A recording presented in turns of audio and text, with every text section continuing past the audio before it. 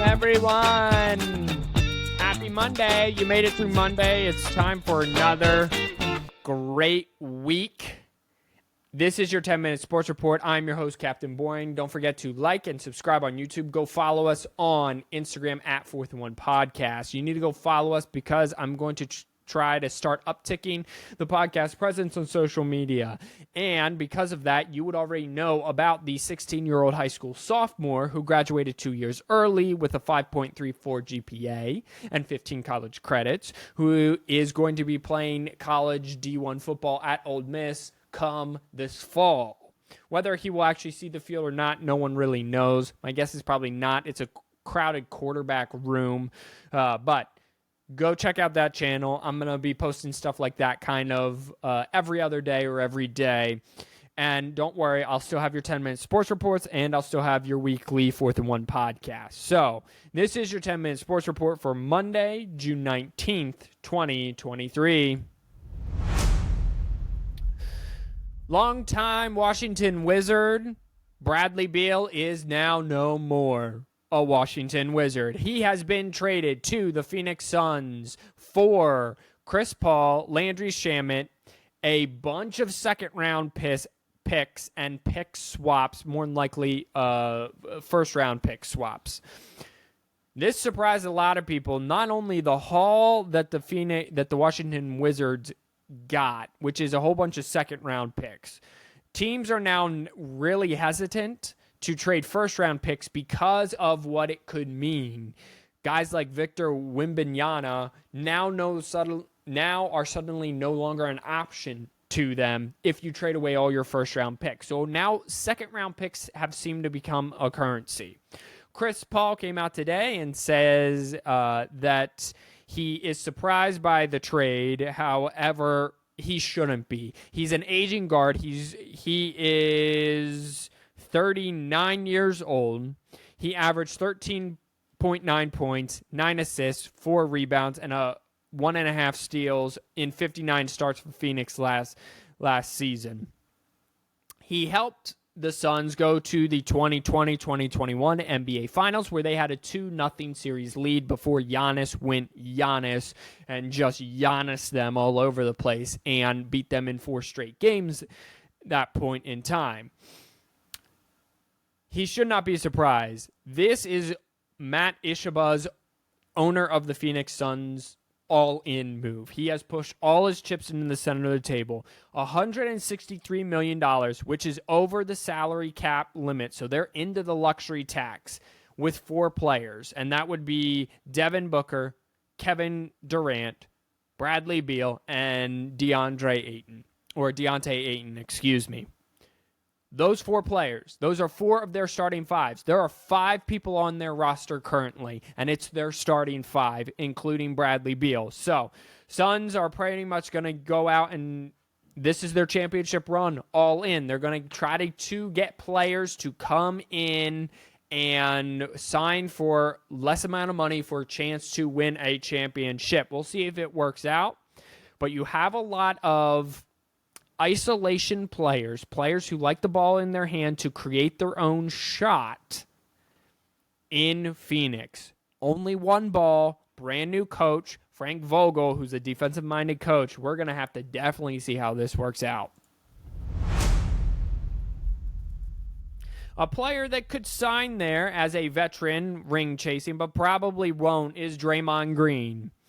The Golden State forward, Dreymond Green, is declining his $27.5 million option and will enter unrestricted free agency, Clutch Sports Rich Paul told Adrian Wojnarowski, ESPN. We will continue to talk Golden State and explore all other options. Recently, the Warriors hired a new general manager, Mike Dunleavy Jr.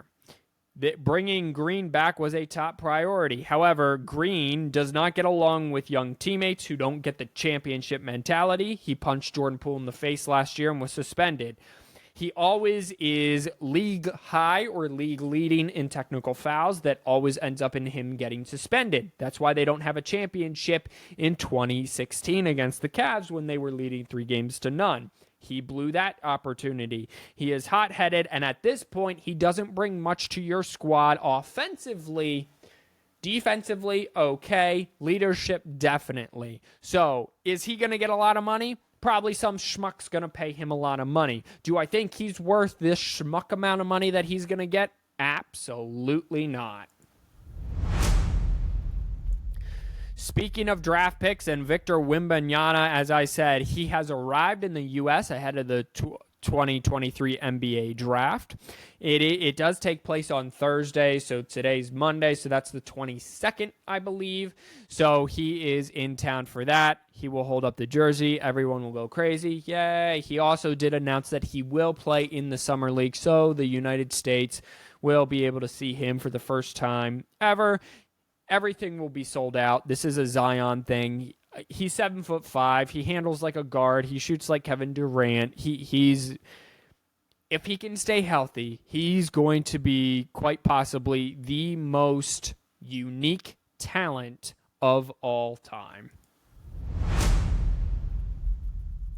Let's switch bases over to the base pass. See what I did there? In baseball, the Pittsburgh Pirates, they're having a hard time. They got swept by the Cubs. That's where I left you last. And then they got swept by the Brewers.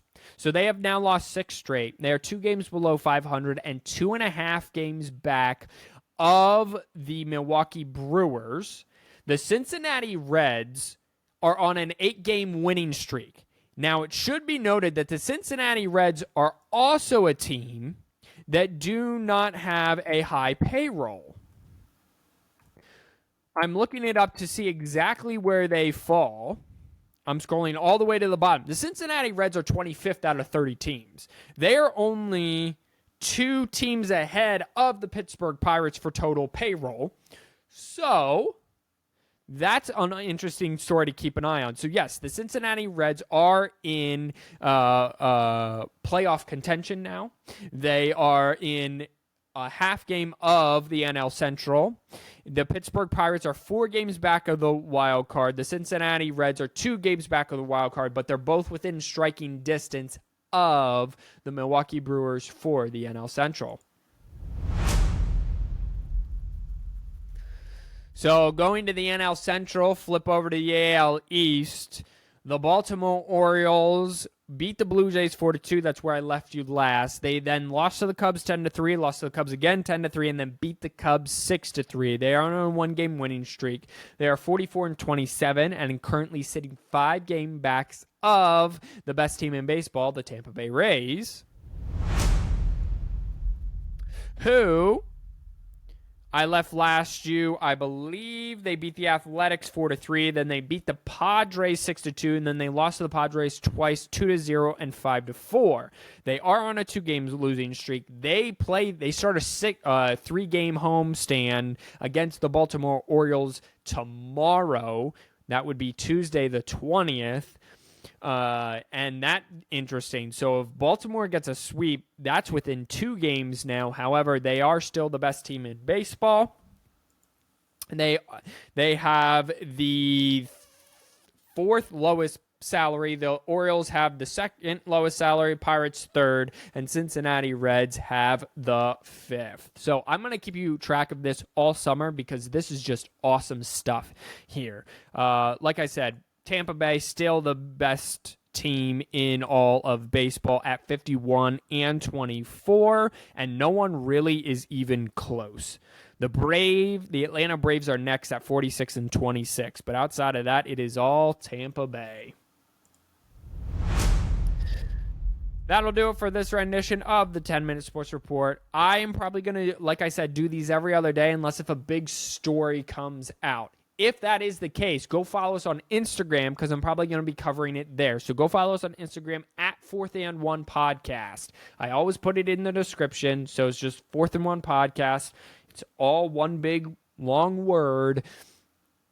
Go follow us. I'll cover big stories there. I'll be back here every other day. So Wednesday, you're going to get a brand new epi. Until then, wash your hands, you filthy animal. God bless you all, and peace out.